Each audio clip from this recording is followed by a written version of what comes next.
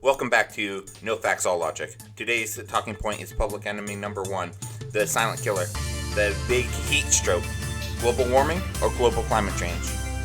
Cam, what are your thoughts? Oh, Joe, on today's episode. no, I don't know. I think if you look at the changes that we've seen in the winters the past couple of years, I think from December to January this past winter, it was a lot warmer, and then February just took over, like negative temperature. So, on average, I don't know how much the change in temperature is, if it's over or under a certain degree set point, but I think there's definitely been some change over the past couple of years. I think it's been going back longer. Like this year's February was awful. I hated it. Up to that point, it wasn't bad. No, it wasn't bad at all, and it was actually quite nice. Yeah. Like I remember taking the motorcycle out in January. Right. It was really that nice. But I guess overall, if New Hampshire gets warmer, it's not that big of a deal, right? Like, really, I don't think New Hampshire, really New England in general, I think New England's going to be fine no matter, like, if the temperature goes up to 4 degrees. And really, when I think of states that suffer, I think of Florida. But I hate Florida. Well, I think of Florida. I think of Louisiana, Texas, Arizona. I mean, the South is more muggy, whereas the West is more like dry heat. So What's more of the South? Like muggy. Muggy? Like muggy, yeah. Muggy temperature. So if it's and the humidity is terrible.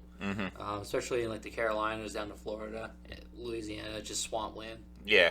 I think that if they see a change in, their climate or like the temperature itself, I think that that's going to be ruthless on them. It's already bad, but it's going to get worse. I think That's the case. Florida suffers the most because of the rising sea things, and I like see that chart of like Florida slowly getting deleted over time, and I'm like, good. What do you mean deleted? I mean, it's like being Like- sunken in by water. Yeah, I could see it. But And I hope Congress doesn't come through and be like, oh, we're going to build a wall around Florida so it doesn't flood. Let that place flood. so, I guess my question is, what do you think needs to be done if global warming is like this next up and coming storm? What do you think needs to happen to stop it or slow it down? I want people to start, because everyone's focused on like, oh, we need to hit the brakes on this. But I really want to have an idea of what ideally is the perfect temperature for us. Right, because I think that varies. Especially in this country, the northeast region varies far greater than the northwest. Yeah. Or the southwest, even the southeast. Every region's going to be different. But how do we kind of I don't know how to mitigate that. I think that New Hampshire could use, on average, a little bit warmer temperatures because our winters are fucking brutal and they suck. But California could probably get a little cooler too. Or Florida could get a little cooler in the winter. But depends on who you ask. Depends on the preference that people have too. I don't think anyone that lives in Florida wants cooler winters. Well, that's what I'm saying. But depending on where you go, depending on who you ask, it could vary person to person. If you ask 1,000 people, 900 could say that they don't want anything to change, they love it, and 100 people could say, no, I want it to change and get cooler. I don't know. I think a big nationwide survey like that is needed.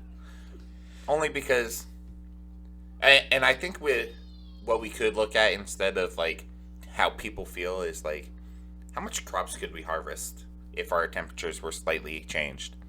Like maybe we go off of like overall food production quality that could be harvested from climate change. It would probably vastly increase. Yeah. But, like how much and what are the factors that need to go into place in order to create that increase?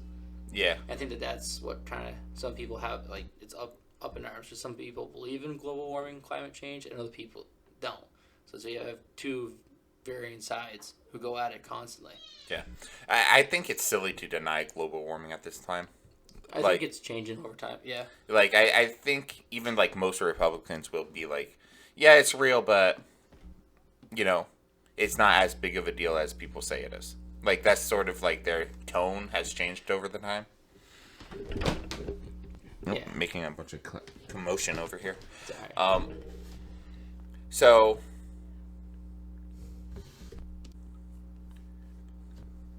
So, if global warming's real and climate change and all that, right? And some people believe in it, some people don't. What happens if the naysayers, right, over time realize that, okay, changing temperature, changing climate, different livestock, different animals are falling off? Yeah. Right? And that's, so like big game, whatever it is falling off. What do you think people will say then? Do you think that they'll still deny it? Or blame it on something else?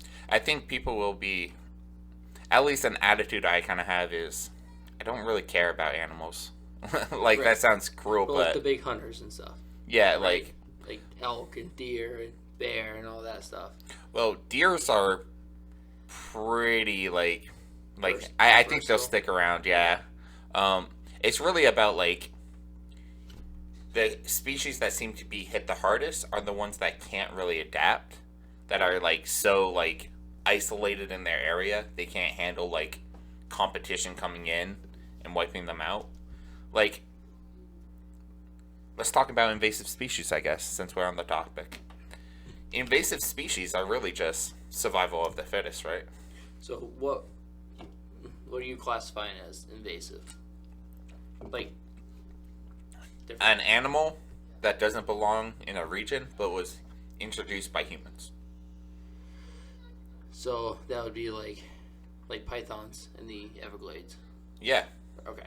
Yeah. That's what you mean by Yep. Pythons, rats. just them alone without global warming, I think, are taking away like 90% of the deer that are in the Everglades are now eliminated by pythons. Really? Yeah, like foxes and whatever else, like rabbits and like stuff that's in the Everglades that was naturally there since I think it was it Hurricane? It was in 1992. Was it Hurricane Andrew? Where this couple they had pythons that got out after a big hurricane, and they basically the pythons invaded the Everglades. So now a lot of what the livestock that was there naturally is being taken over by these pythons. So Florida is actually like paying people money, or at one point How they much? were. I don't know what it was. It was like $75 a python or something. It might have been less than that. It might have been over. I don't remember the price, but they were paying people to basically go out and catch these pythons. And people from Louisiana were coming to Florida. They actually shot an episode of Swamp People. So like, without global warming, the people like pythons are just taking over anyway. Yeah. You don't need global warming for that. Right. But it's like if global warming continues and gets worse and worse, The pythons will move north. right? So now they're going to take over and eliminate livestock up here in our region. So that's what I'm saying. I think like they're going to adapt and they're going to eliminate this region of animals. Then they're going to eventually evolve to going up north, like northeast New England, and then they're going to eliminate whatever we have up here. You know why I think we might be a little different? Because Vermont and New Hampshire actually almost completely eliminated our rattlesnake issues, like in the 1800s. Yeah, I think we New Hampshire's has the timber rattle. In the very south part, North part, up in the White Mountains. that would make sense. That's where they survived. So, but that's like a very rare occurrence, you know. And rattlesnakes in general will warn you.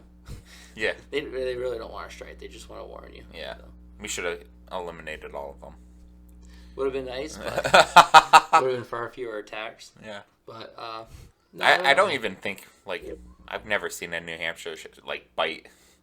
No, very rarely do you hear like a hiker or someone else, It seems to be, like, I don't know, out west that you usually hear about people being bit by a rattlesnake. Well, yeah, you got Eastern Diamondbacks, just whatever, you got different types of snakes out there. Yeah. I think even in like Tennessee, Ohio, Iowa, like the amount of venomous snakes is far greater than in New Hampshire. So like our climate is different. Like our culture, everything is different. Than other, which is good. I mean, every place is unique in their own way. But New Hampshire, you don't have to worry about that stuff. There's other things you have to worry about. But as far as like climate and stuff goes, the only thing that sucks is in the summertime, you have the humidity. And I feel like every year that gets worse and worse. The humidity gets worse and worse? Yeah, it just like it feels it. Because there's some days like even you got the AC on, you got the fan, you just like the humidity, it could be 95 out, but it feels like 110, 115. But it's just the humidity is so great here. Whereas if you went to like California, Arizona, you have that dry air, you don't have as much humid air. So the climate is different, which is nice for people. Yeah. Yeah. I've never like experienced like I don't understand when people say like dry heat's way different than humid heat because I'm so used to like humid heat, I think. It's weird. Like my cousin Kaylin, she lives in I think she lives in Mesa, Arizona, which is east of Phoenix, and she loves it. She was born there, grew up, went to school here, and then moved back after we graduated. But like she loves it out there. And it's nice because you got like you go to a park, and you got like the outdoor water parks and stuff like that people can run through. But like down south in Florida, even Georgia, when we went down and visited my brother a few years ago, it was like 100 to like 110 every day that we were there, and the humidity just sucked ass. If it was like dry air, it would have probably been better, but that humid air was terrible. So another big invasive species we got are the lionfish in the ocean, right? You've seen these guys? I've heard of them. I don't know much about them. They're like venomous predators that like slowly move. Not really. And they eat everything. And I'm kind of a big fan. But so how do you think that, like, I know you're saying that they're a invasive species. Yes. Right. But they're not going to take over the shark population. They're not going to take over like. Well, sharks can't eat them. No, but I'm saying like, are you saying that it's going to be mainly lionfish and sharks, or? So lionfish eat the literal, like smaller fish, which takes away a food source from the sharks, and sharks can't eat the lionfish because they are venomous. You see what I'm saying? So they're gonna kind of be like the kings of. They the are, ocean. yeah. They've like decimated the ocean, and I'm only a big fan of them because they inspire me to like go out and spearfishing one of these days. Because apparently they're very slow moving and they're kind of chill. They'll let you swim right up to them to spear them. I'm like, that seems like a fun like South Carolina like kind of visit. Go to the coast and go like spearfishing, catch a bunch of lionfish. Yeah. That'd be cool. Something different, something unique. Yeah. But, go scuba diving. Yeah. That'd be fun. I've heard stories about that though. Very no, it's more so cave diving. Fuck that. But I'm pretty claustrophobic, and there was a UFC fighter who was on Joe Rogan's podcast talking about when he did like cave diving and he almost died, and thankfully he made it out alive. But yeah, I was like, fuck that. He got stuck, I think, at one point, or couldn't find his way back, and then had to keep going around this cave, go around. Finally found this, light. Just kept following the light, got bigger. The hole got wider and wider, and then he got out. It's like, fuck that. Dude, I don't understand people that go into like small like spelunking or like scuba diving spelunking. Like, what is wrong with you people? No, it's just weird because like you have like your gear on, right? You're in the middle of fucking the ocean. Yes. Anything could happen. Yes. Right. And then all of a sudden you're surrounded by sharks. And I'm like, I hate sharks. Yeah. So fuck that. But like, I couldn't imagine that. My heart rate. And then you got people that like, they have to learn to stay calm. And it's like, I don't know. They have these weapons, spear guns, whatever. I'm just like, fuck that. Like, same people that go in these shark cages, like... You want to go in a shark cage? No. You know how many sharks have gotten through those things? I've only seen footage of one. No, I'm telling you, go online and find like a compilation of videos, and you'll see sharks in like these ghost cages or other types of cages, and I'm like, no, that's not happening. No, because I'd be so fucked. Anybody would. Like, a fucking 18-foot great white shark comes in. There's no way a great white's getting in there. Absolutely. They're way too big, dude.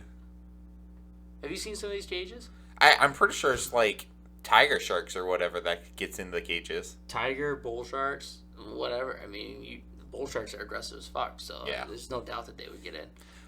But I'm sure the fucking great white could find its way in there. Yeah. Somehow, some way. And then what are you gonna do? You're just gonna duck take and it. Cover. No, you're just trying to take it, right?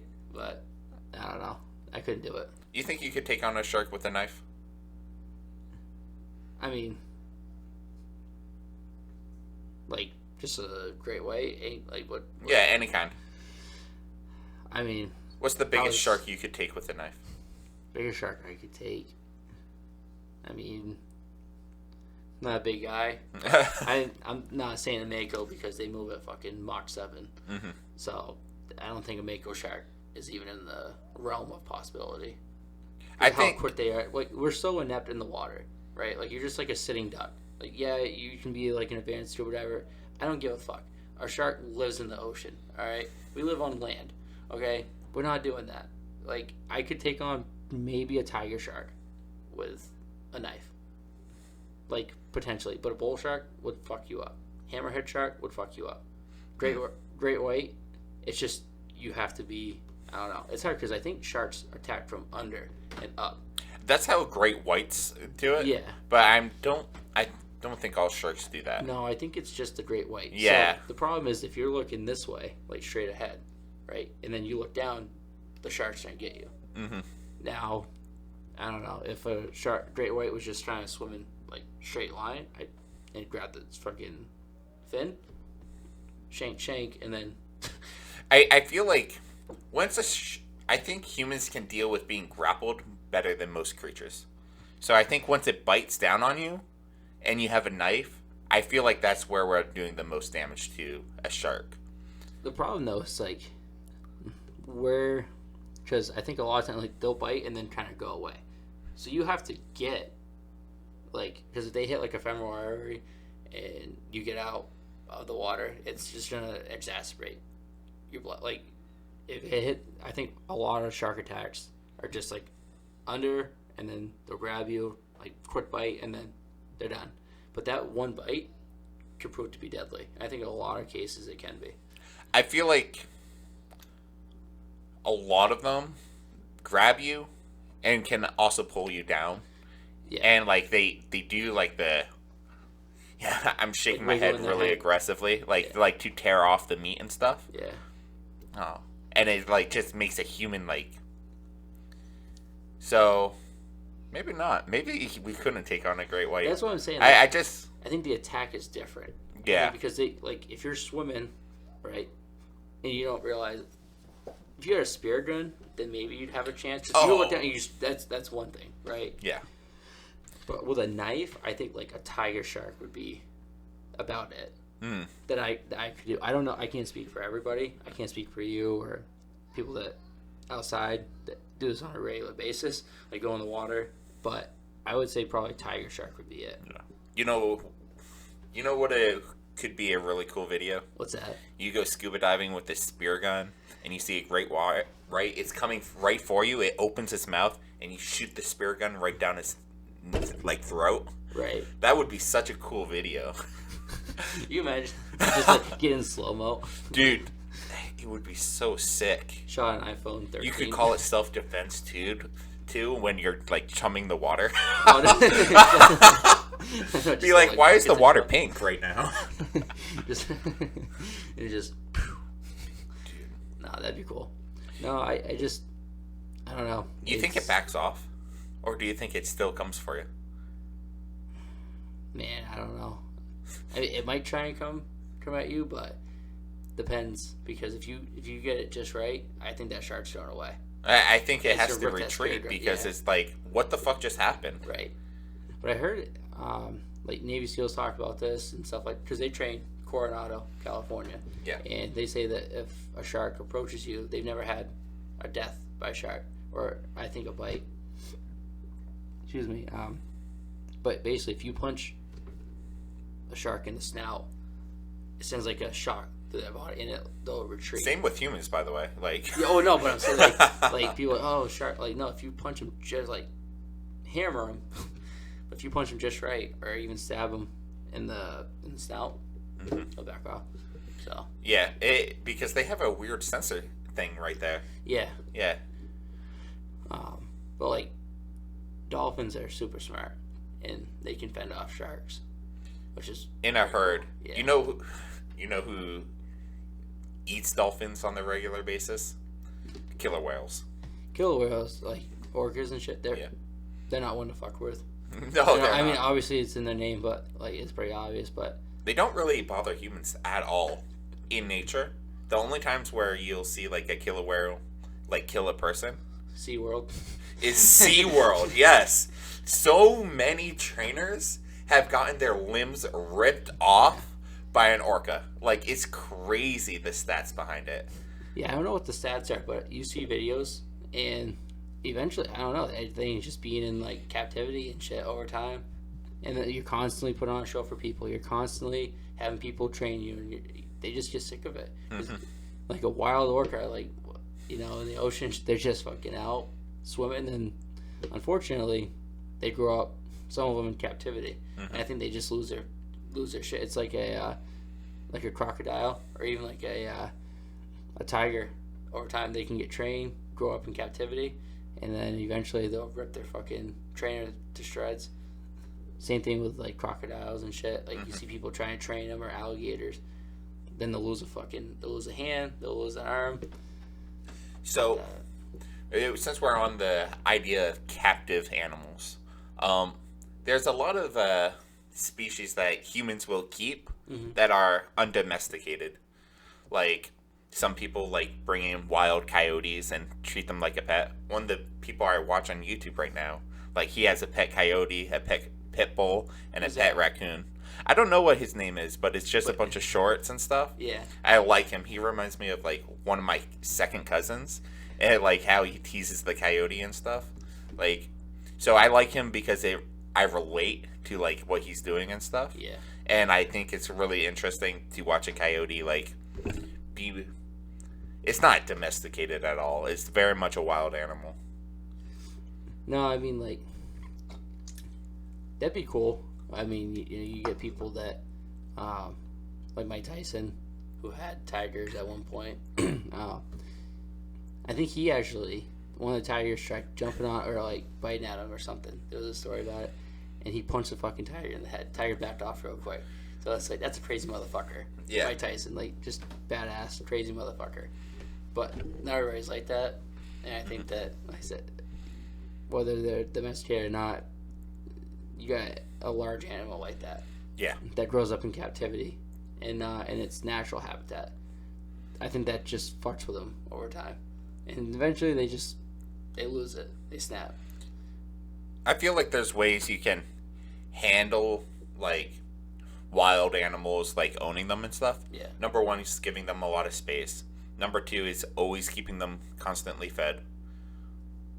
But you gotta spend a lot of money to keep those things fed. Yeah, it's not a poor person's thing. No. The other thing, I looked this up because I was looking at dogs, and I'm like, oh, well, I was comparing like pit bulls, right? Yeah. And like, I was watching one guy that was like, oh, pit bulls are known as the nanny dogs. I'm like, I'm pretty sure they're not. I'm pretty sure like you don't want these things anywhere near small kids. And then I just looked up like a really biased video of like why I shouldn't own a pit bull. Right. And it brought up this like this hippie. I'll say hippie. Like they do a lot of volunteering at animal shelters and stuff, and they're like, yeah, you know, I used to be like pro pit bull and adoption, and it's all about the training and stuff. And she's like, but I have slowly come to realize like pit bulls are sort of like most dogs are bred for like a certain trait and to be compatible with humans. Pit bulls have been bred to be absolute killers and sort of undomesticated.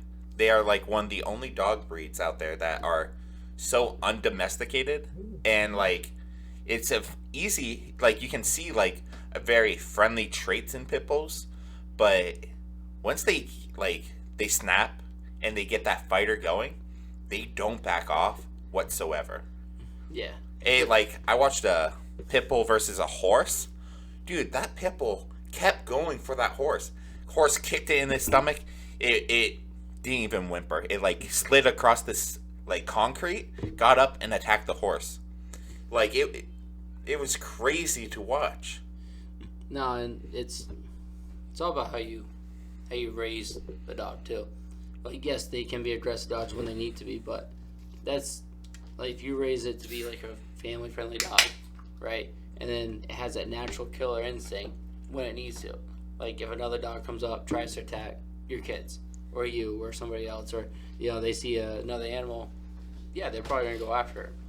But for the most part, pit bulls, there's a very common misconception of pit bulls and boxers. Like we had pit bulls. Same thing with Rottweilers. Rottweilers are some of the best family friendly dogs. Like, but people have this strong misconception that like when you get them, they're just like these mean or aggressive. Like yeah, they can be, but we also raised ours to be family friendly, to love, like to they were big fucking dogs too. Yeah. And actually, we had a pit bull King Corso Mitch, who's now with my brother in Colorado and his wife. Beautiful dog. Was a great family dog, like great personality. Used to go on car rides with my brother. Probably still does. I haven't seen him for a little bit. But no, great family-friendly dogs. They weren't aggressive until like another dog would be there, right? And then it was just trying to establish dominance. Yeah. But other than that, anyone could pet the dog. They would love on you. They would, the tail hurt when but like the Rottweiler didn't have tail. Mm-hmm. But anyway, the King Corso, like he'd hit you with his tail, and it was just like, what the fuck was that? Like, yeah, power, yeah. But he love on you, great around the kids. Mm-hmm. So I think that it's just about how you raise the animal, right? And you can domesticate it to be family friendly, to be chill, but when they need to attack, they can. So, but I would never recommend a pit bull to like with small kids in the house. Never. No, that's not true at all. When I think of a family friendly dog, I need to be. This is what I think. What is their natural instinct if you step on their tail? If probably you accident, probably. Yeah, if they attack, it's a problem. You step on I've had labs that I step on their tail. Right. They whimper and they like run into the next room. That is their instinct, not to attack. Right. If the first instinct of the animal is to attack, automatically, it's not a dog breed for small kids. Because like, kind of stepping on a dog, you really need to pay attention to it, but kids make accidents, Oh, and I don't disagree at all.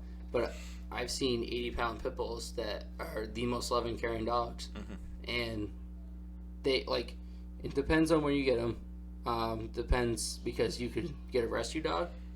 But if you get a pit bull from a puppy stage, or even, like, a few months old, a year old, 2 years old, like, we've had them growing up.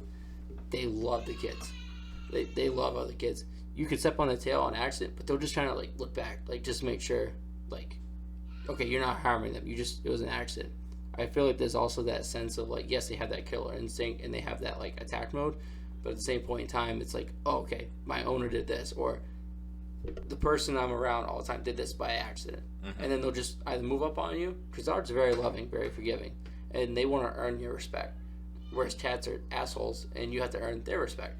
So, having had both in my life, I would say that there's a very common misconception.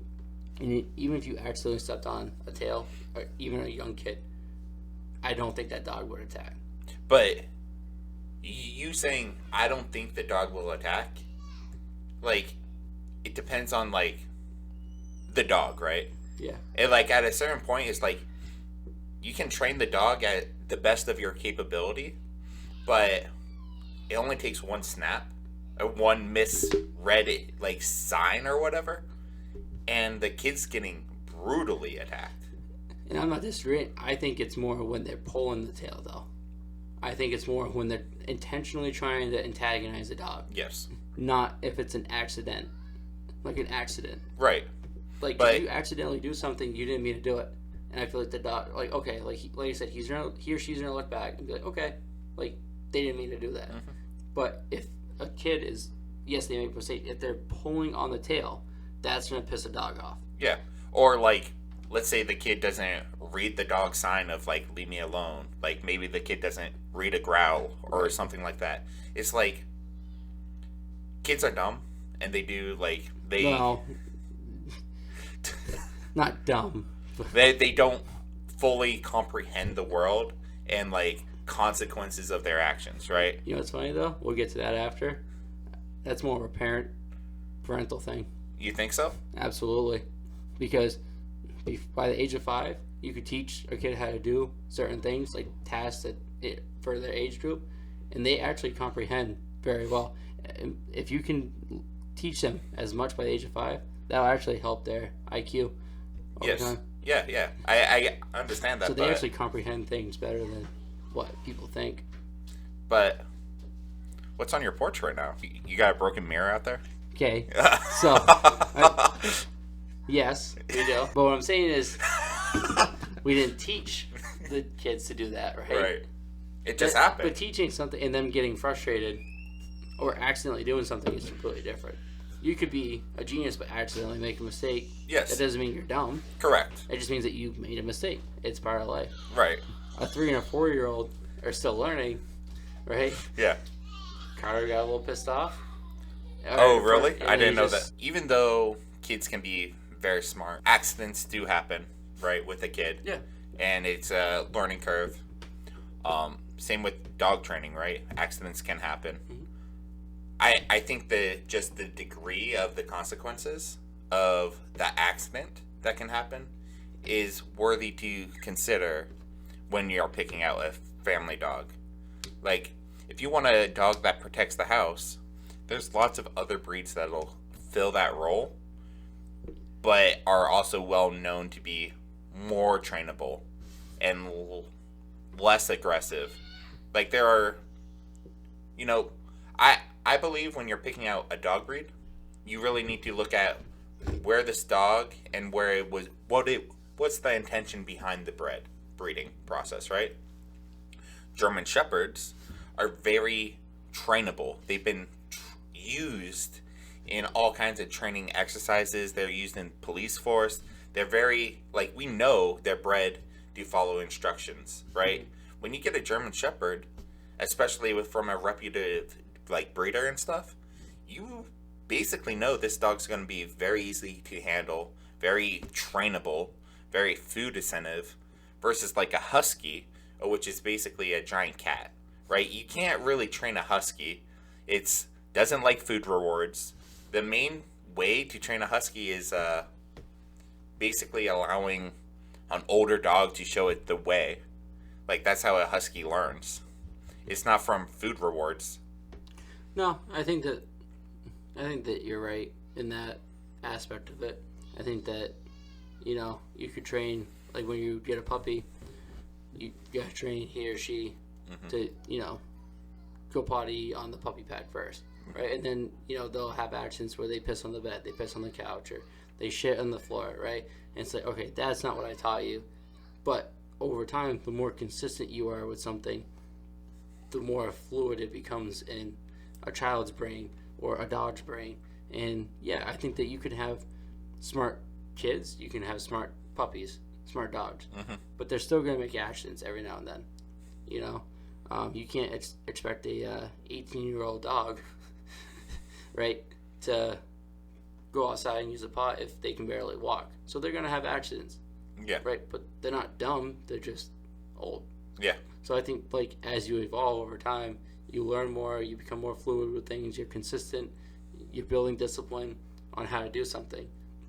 And that's what makes an athlete great. That's what makes a dog smart and trainable. That's what makes a kid smart, coachable, everything. Discipline. It's just building consistency. Yeah. With it. And I think that's like a snake you can't build discipline with. Correct. Because you know what I was, and that's different. Reptile brain. Yeah, it's it's just different. Yeah, you can't really you can tame a snake, but you can't train. I don't even think you can tame a snake. No, I mean if you can keep a snake fed, and it won't like attack you. I feel like if you have like the sticks and stuff like that to kind of hold the snake's head down, right? And then the snake, okay, like you're taming the snake, but that can still fucking like attack you. Like you were saying, you could accidentally poke a snake or like hit the wrong part of its head or whatever, and that fucking if it's a python, I forget the name of the guy. There's a bunch of them out there that have like their own shops and whatever. And this guy on YouTube, and he got bit in the face by a snake, but he was trying to detach the eggs that snake had laid or whatever, and got attacked in the face. So it was, you can't really tame. It's so much larger. The Onion News has a great little clip about like a family that owns like a huge python, and like their 3-year-old child gets eaten by it, and they're like, who could have seen this coming? It's like, man, it's like everyone. Yeah, it's like I'm pretty sure they're like, he never meant to eat the child, and it like, and it's like they keep the python, and the python's so traumatized they adopted a child as a therapeutic method for the python to help get over it. Right. But the problem though is that and I've heard this on like different like stories of you go on YouTube, you can find a bunch of different shit, but I'm pretty sure if you let a snake kind of like snuggle up with you and comfort, they'll eventually they size you up and they'll stop eating mice and shit. They'll size you up and then they'll fucking snatch you. Yes. Like that's fucking sketchy. Yeah. Right. Like they're like, I can eat this. You can't tame that fucking thing either. You can't tell it, hey, don't do that, and then fucking. No, because once it does it, it's like, it's got you. Right, and then you can blow a whistle all you want, call for help. Yep. Eventually, your fucking diaphragm, your lung, everything's gonna get collapsed because you're gonna get crushed. And you're gonna get eaten by a snake. Yeah. So you're double fucked. Then somebody's gonna find you inside the snake. Apparently, especially men. Like, snakes have a very, very hard time eating because of our shoulders. They'll kill you. I was going to say, even if they don't fully ingest you, they're going to squeeze the life out of you, and you're still dead. Whereas, like, other animals that you can kind of tame, you can give it a command, you can do different things to get it off of you. Like, if a dog's attacking you, can, unfortunately, you can hit it away, you can mace it, whatever a snake you can't really do that to. Yeah.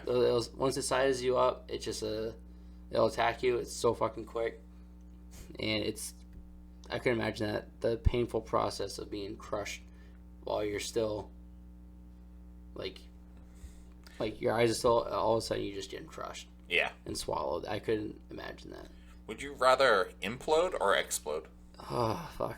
Neither. Like if they were both like, let's say 5 seconds, but you feel everything. Fuck, I'd probably say implode. Implode? I don't know. Yeah. You? Yeah. I think, I don't know. I think I would choose explode. Really? Yeah. Go out like a firework. Just think Katy Perry as you're doing. No, I don't. No, I don't know. Either one would suck because it's like the anticipation of getting blown up. And it's gonna be quick, but then it's like I don't know what that would be like. Yeah, I don't know. It's weird because like you're in one piece, right? And then all of a sudden you're in multiple pieces. Or you're in one piece, you stay in one piece, but everything like collapses in on itself. It's Yeah, I would say implode. Just Implode? because there's a chance someone could come to my rescue. no, you're not. You're talking Here. about Yeah. yeah. Okay, implode would be. I'd still yeah. But at least I'd be in one piece, Yeah. not multiple. I think going out, like, whoever finds me should be traumatized. That's what.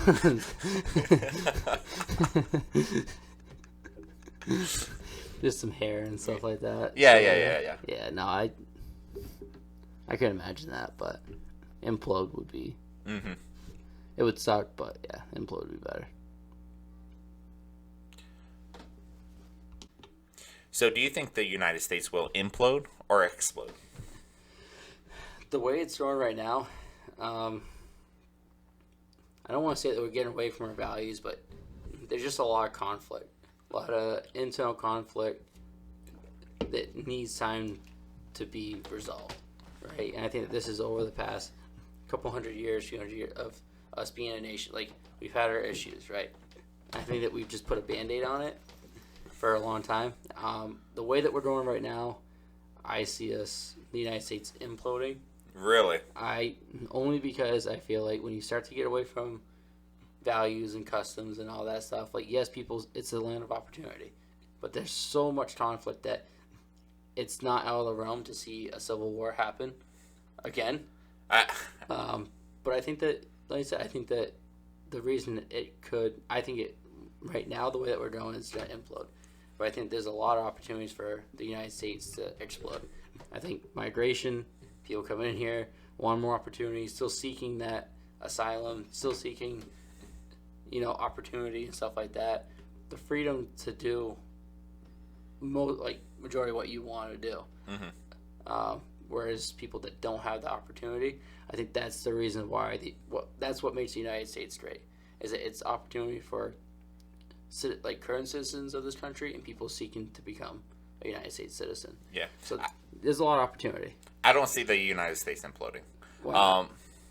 Well, you bring up a civil war, and it takes there needs to be a really big catalyst to ignite that kind of action from. It's not just one or two people that can cause a civil war. It's a movement. So say if the movement is to ban guns and take guns away from people. Yeah. To me, that's a huge catalyst that could absolutely start a civil war. That's what I think of, is leading to something. And when I say get away from values and customs, I mean the rights that we've been given. Right. And when you get away from that and you try and take that freedom away from people, I feel like that's what causes an uprising. Yeah, for the negative. Yeah, I just see Congress has failed so many times with gun regulations, and they will continue to fail because, quite frankly, there's a lot of Democrats that aren't for gun regulations.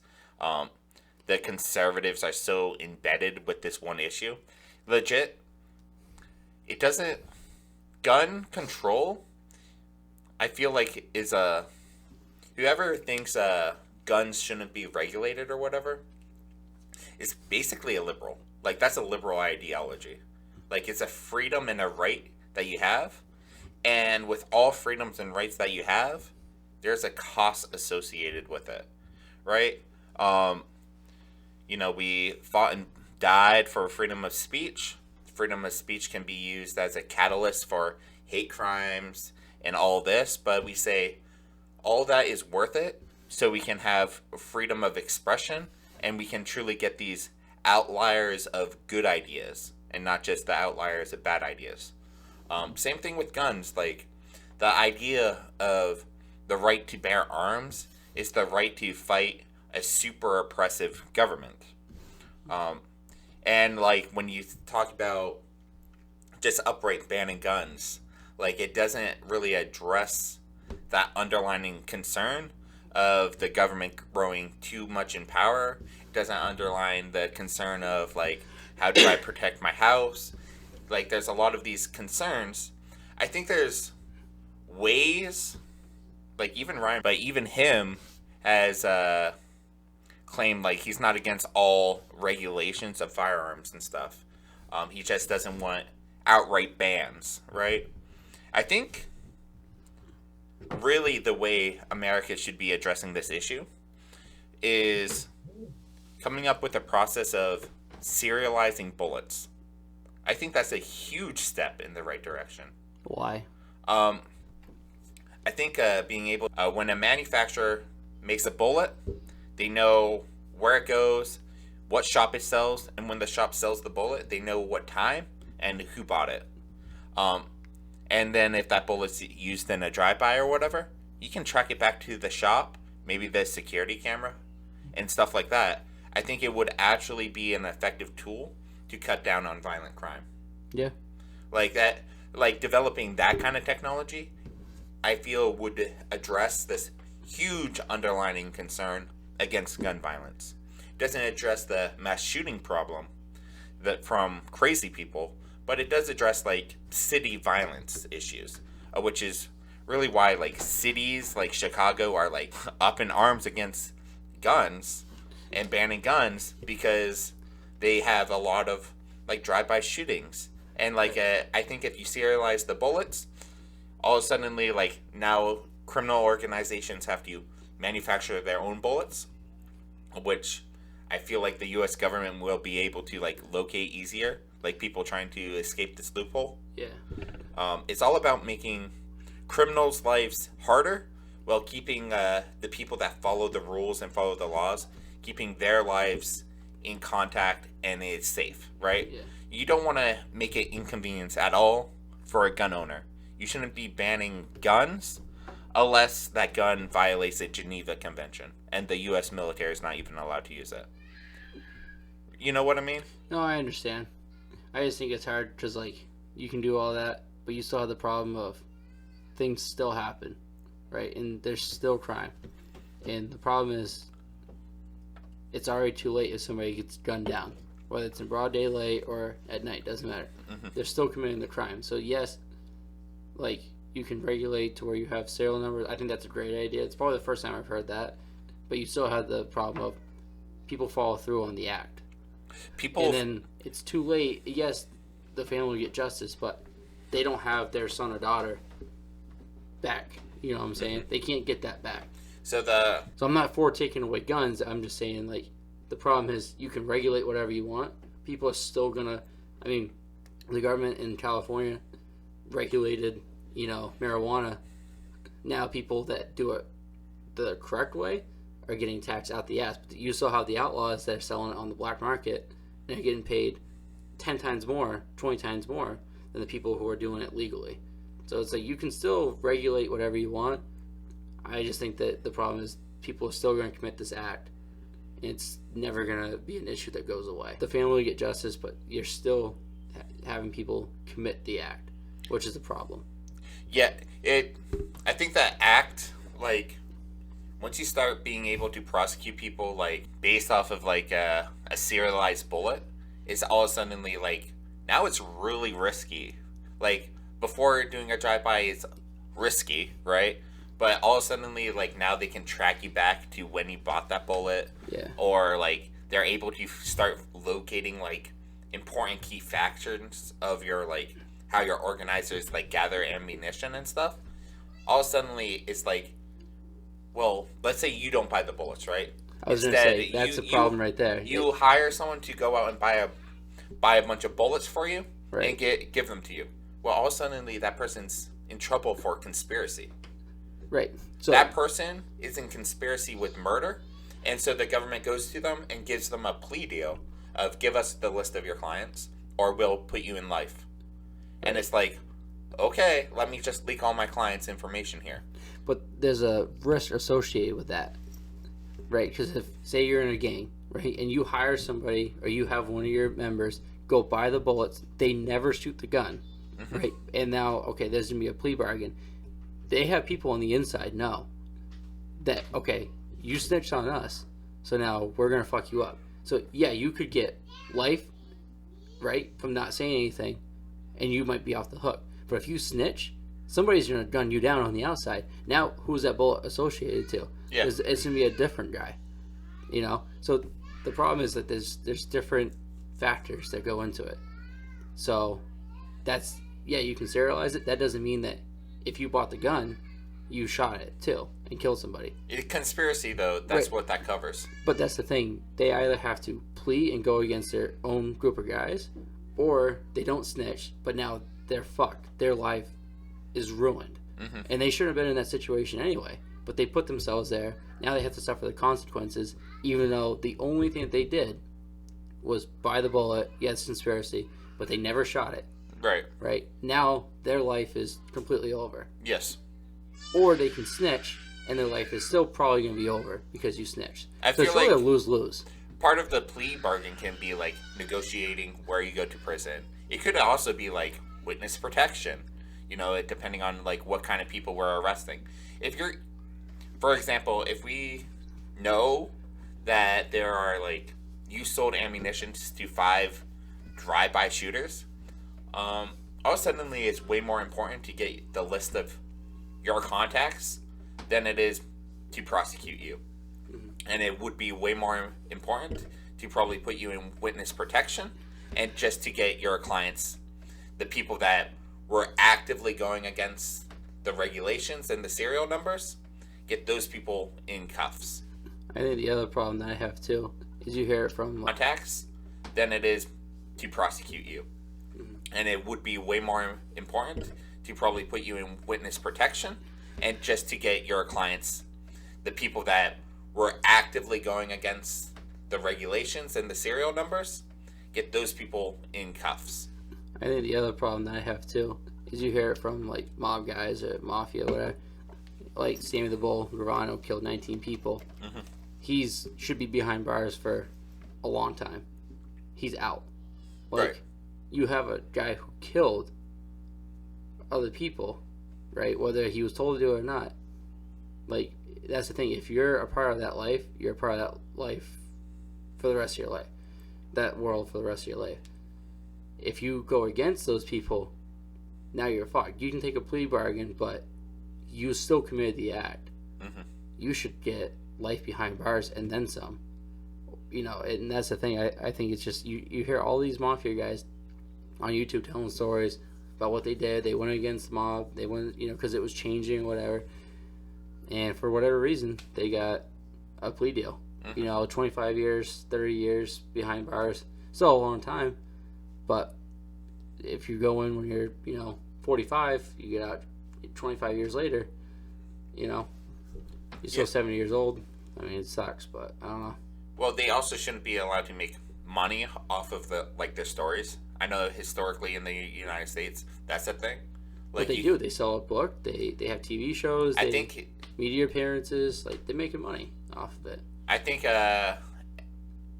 everything I've seen is in the U.S. It's actually there's actually a law saying you cannot profit off of it, and so what ends up happening is when you write a book, the victims of the story, like their families, can sue you in a civil case and get their rights. That's what happened to O.J. Simpson when he wrote his story, like, If I Did It, and they changed the cover to I Did It, right. But they didn't want to accuse him of anything, so they just shrunk the F super small, so it's like I did it, but it actually says If I Did It still.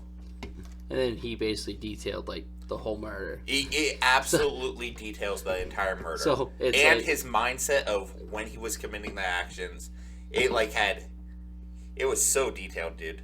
I haven't read it. I just heard stories of he, basically he didn't commit the act because he was, whatever, the glove didn't fit, but yet he really detailed everything that happened that night, and only 3 people would have known what happened, but 2 of them were dead and 1 of them was alive. Yeah. So, and then there was the whole thing with the racist cop or detective, whatever, and all this other shit. Which was a huge thing for O.J. Simpson's case. It's because when you have a cop up there, this is what happened.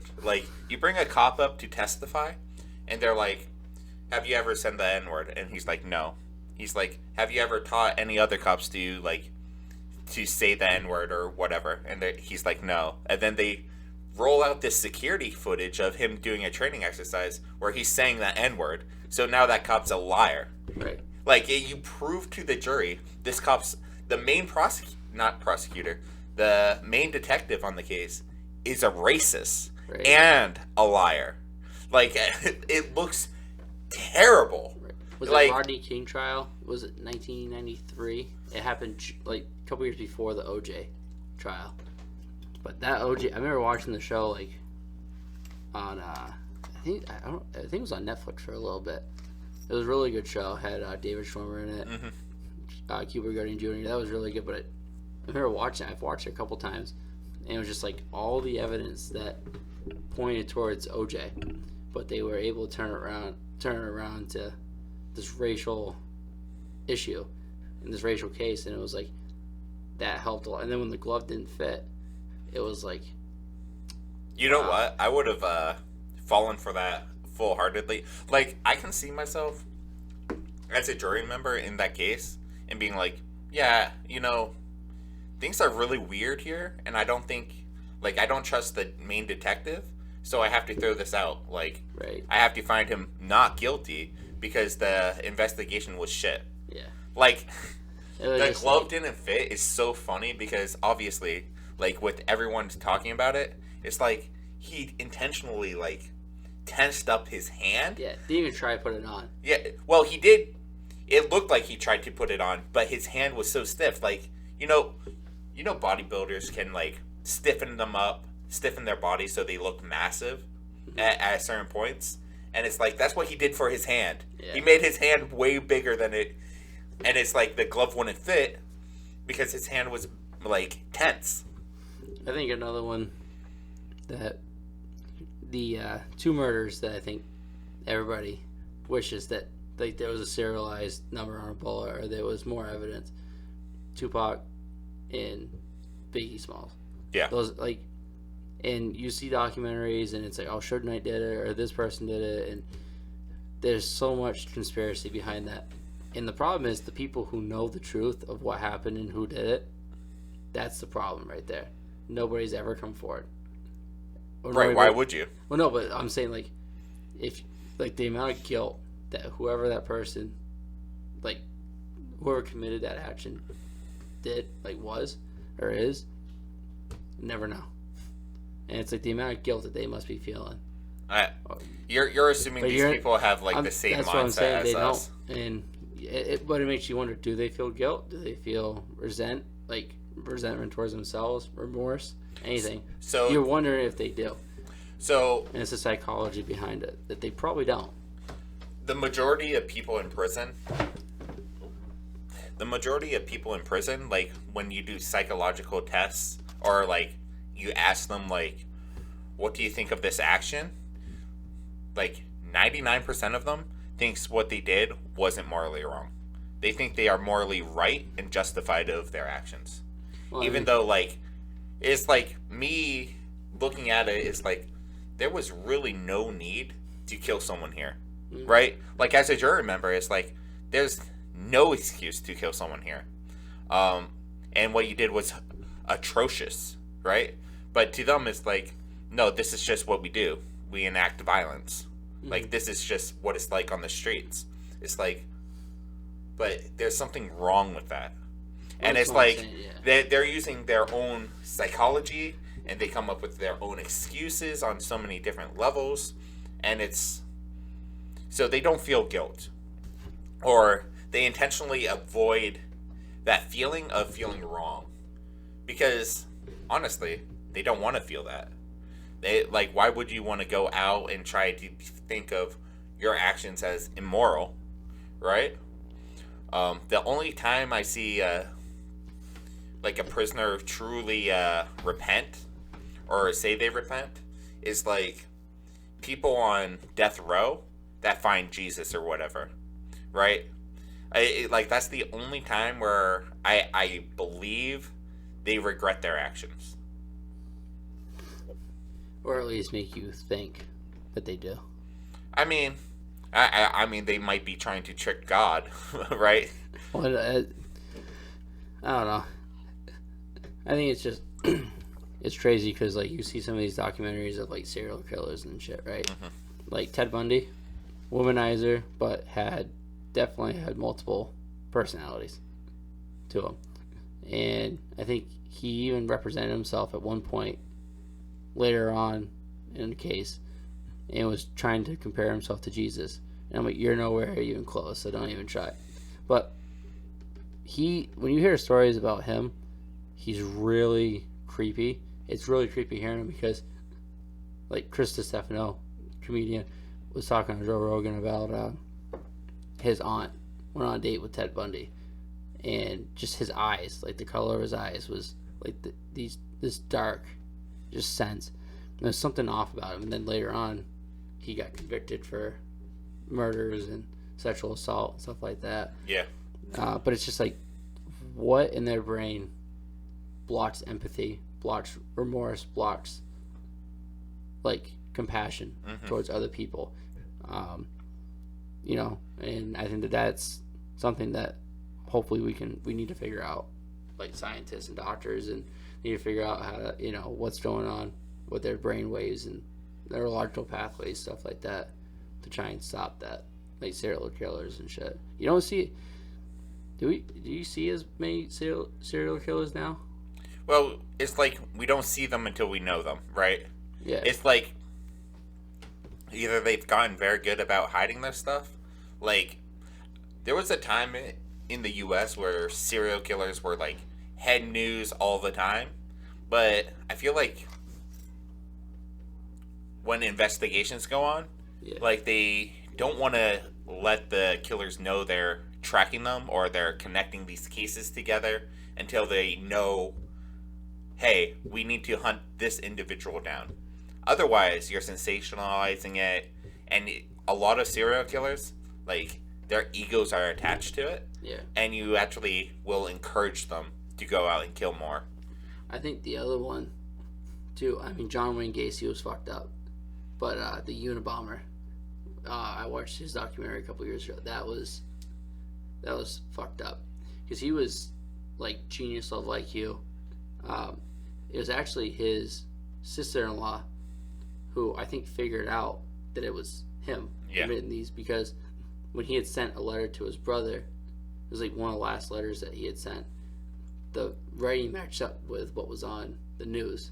So when they were showing like the letters and stuff that they found, she compared and was like, that looks like your brother's right. So it's like, to catch him in that act and then commit him was insane.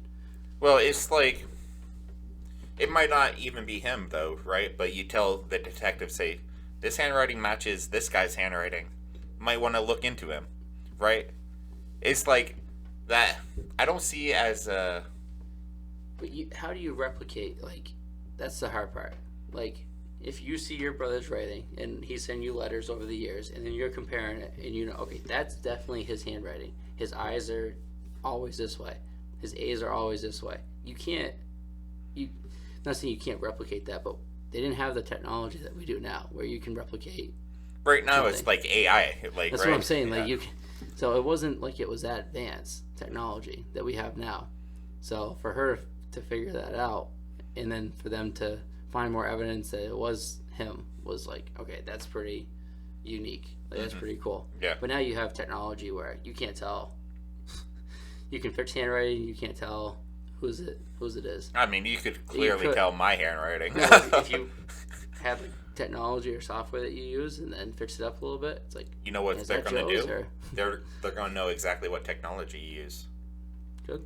No, like, this is where I, like, you know how so much technology leaves behind an invisible watermark? Like, you can't see it, but every time you, like, shoot, like, a video with your phone, it has a location on the screen. It has a time and place. Like, it has all that information attached with that video that you can't see. And so, like, if you post, like, you killing someone and, like, put that on the internet, it has a location. It has your, like, phone information. It has all this. So it's like it's just dumb to, like, record your own crimes, obviously. Like, but they're also, with all these softwares, they leave behind these invisible watermarks. That way, if you, like, use their program to, like, publish or do something, it's like, well, you use our software and our user licenses says you have to pay us this amount of that work. And they can prove it because it has that watermark. So it's not like if you're using like a scrambler or whatever, I bet you the FBI is like is already in the back hole with all of those software programs. I bet you the FBI might even run some of those software programs. Probably, more likely, them, CIA, whatever. Yeah. Like, definitely, I'd say. But, so, in conclusion, Joe, we talked a lot today. Global warming, is it good or bad? Can be good. Not all bad. I'm going to agree with you. Can be good. Not all bad. You didn't want to say it. You were going to leave me out to hang. But Oh, not no. all bad. All right. Thank you for coming. And see y'all 2 weeks from now. Happy Father's Day.